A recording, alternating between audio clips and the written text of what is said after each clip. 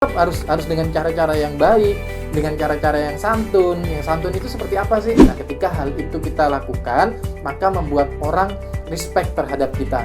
Sebelum memberi pandangan kepada teman kita, kepada orang lain, maka apa? Pastikan Anda memahami konteks masalahnya dan kondisinya. Maksudnya gimana? Kalau ingin menyampaikan sebuah pesan,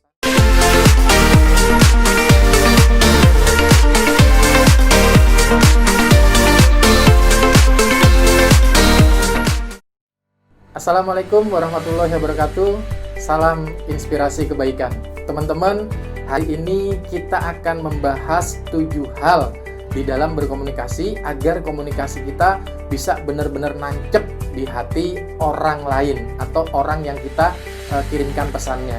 Karena apa teman-teman? Banyak orang yang ketika menyampaikan sebuah pesan, ternyata pesannya nggak sampai. Atau kalaupun nyampe, kayaknya hambar gitu ya. Atau orang jadi cuma gitu doang. Nah, agar hal itu tidak terjadi, teman-teman boleh mempraktekkan atau perlu mempraktekkan 7 hal di dalam menyampaikan sebuah pesan supaya pesan itu bisa nancep ke hati orang lain. Yang pertama apa teman-teman? Sampaikan pesan dengan benar, jujur, kemudian usahakan tidak ada kebohongan di dalamnya. Maksudnya kalau menyampaikan pesan itu jangan dibumbu-bumbuin, jangan ditambah-tambahin, jangan juga dikurang-kurangin. Kenapa? Ketika hal itu terjadi dan ketika teman-teman melakukan hal tersebut, yang diterima oleh orang lain itu tentu akan berbeda.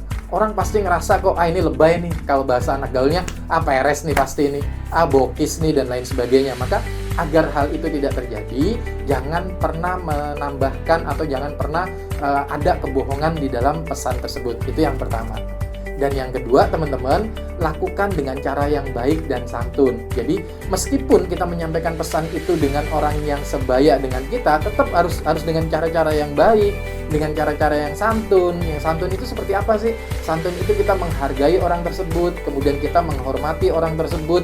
Jangan merasa mentang-mentang level kita lebih tinggi, kita nyuruhnya atau menyampaikannya dengan gaya kita, dengan seenaknya, sambil nunjuk-nunjuk dan lain sebagainya. Itu yang membuat akhirnya pesan menjadi tidak nancep di hati orang lain. Maka dengan baik, bro apa kabar?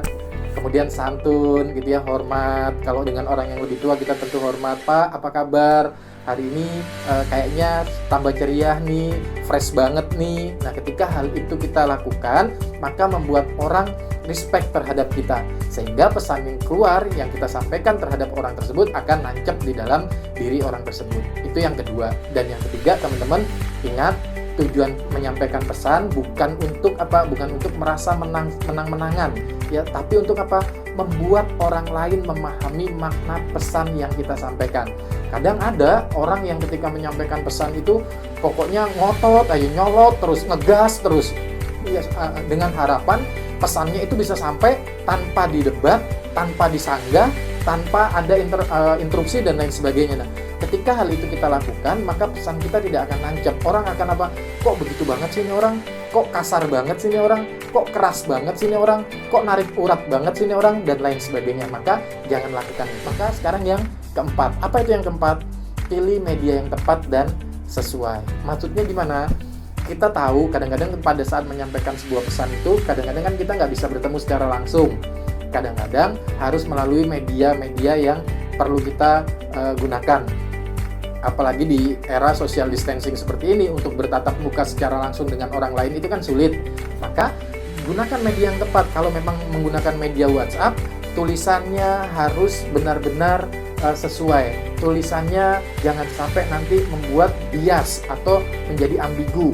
Maka kalau gunakan media yang tepat, kalau memang harus telepon secara langsung, lakukan gitu ya, atau menggunakan video call atau menggunakan Zoom dan lain sebagainya. Sudah banyak platform-platform yang bisa kita gunakan untuk menunjang komunikasi kita, untuk menunjang kita di dalam menyampaikan sebuah pesan agar pesan itu bisa benar-benar nancep. Kemudian yang kelima, teman-teman, sebelum memberi pandangan kepada teman kita, kepada orang lain, maka pastikan Anda memahami konteks masalahnya dan kondisinya. Maksudnya gimana? Kalau ingin menyampaikan sebuah pesan, lihat juga kondisi orang tersebut. Apakah dia siap menerima pesan dari kita?